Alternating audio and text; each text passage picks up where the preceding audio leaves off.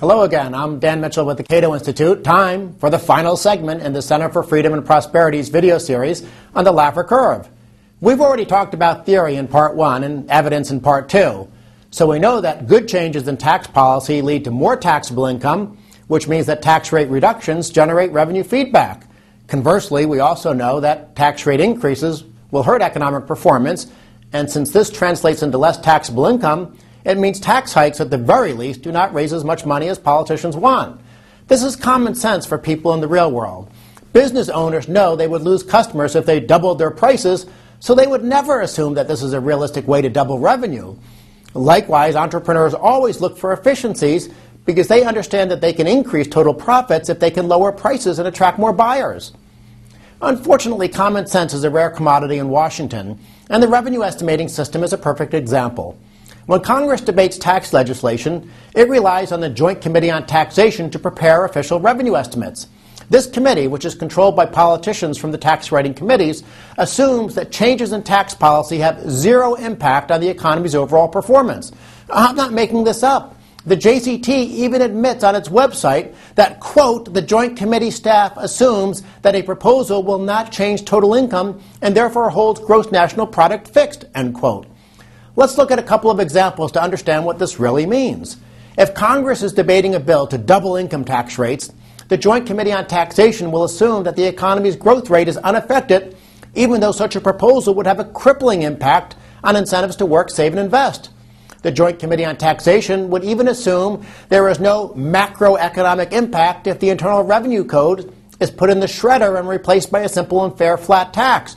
It doesn't matter that growth has expanded and that more jobs have been created in the countries that have adopted a flat tax.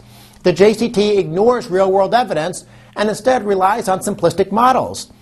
This system is known as static scoring, and for decades, experts have urged the JCT to modernize their methodology so that lawmakers have more realistic information when considering tax legislation. The recommended new approach, known as dynamic scoring, would estimate Laffer Curve effects so that revenue projections are more accurate.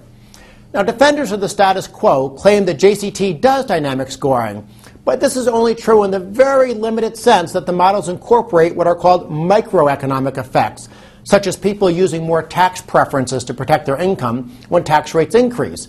But this is like guessing who won a baseball game by looking at the score in the first inning. Yes, it's part of the answer, but only a tiny fraction of the information needed. Here's a real-world example.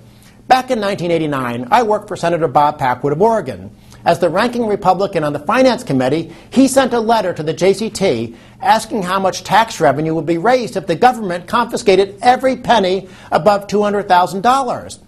What did the JCT say? Well, on your screen, you can see Senator Packwood's November 14th floor statement in the congressional record. As the senator explained, the JCT estimated that this 100% tax rate would collect $104 billion in 1989, rising to $299 billion in 1993. And when Senator Packwood asked the bureaucrats whether this was realistic, they gave him the same revenue estimate, but included a footnote stating that, quote, these estimated taxes do not account for any behavioral response, end quote. This is sort of like the fiscal equivalent of, other than that, Mrs. Lincoln, how did you like the play?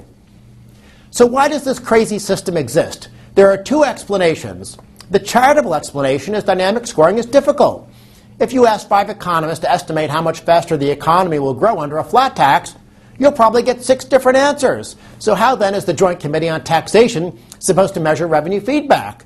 Another complication is that short-run answers are probably different than long-run answers. The 2003 tax rate reductions are a good example. The attached chart shows the JCT's estimate of revenues compared to what actually happened. In the first couple of years, the JCT was pretty close. They even overestimated the amount of revenues in 2004. But in more recent years, actual revenues have been considerably higher than the JCT estimate, presumably because lower tax rates on dividends and capital gains have improved economic growth, something the JCT makes no effort to measure. Another challenge is disentangling the effects of multiple policies. If politicians raise taxes and adopt protectionist policies at the same time, the economy will be hit pretty hard, and it would be difficult to figure out which bad policy deserves which share of the blame. These are some of the reasons why dynamic scoring will never produce a 100% correct revenue estimate. But the key thing to understand is that it will produce an estimate that is much closer to the truth than static scoring. Let's now shift to the less benign reason why dynamic scoring isn't being used. Simply stated, some people like the fact that the current system is rigged against good tax policy. Congressional budget rules are designed to make it difficult, at least on paper, to approve legislation that increases the budget deficit.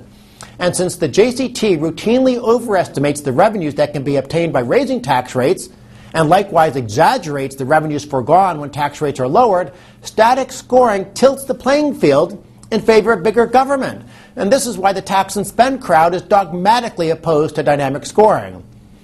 Let's close with an interesting observation. The Joint Committee on Taxation refuses to make its revenue estimating model public.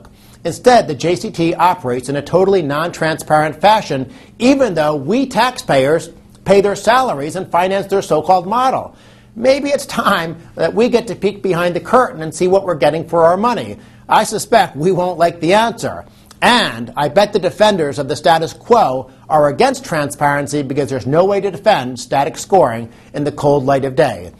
I'm Dan Mitchell. On behalf of the Center for Freedom and Prosperity, thanks for watching this series on the Laffer Curve. Please share these videos to help spread the word.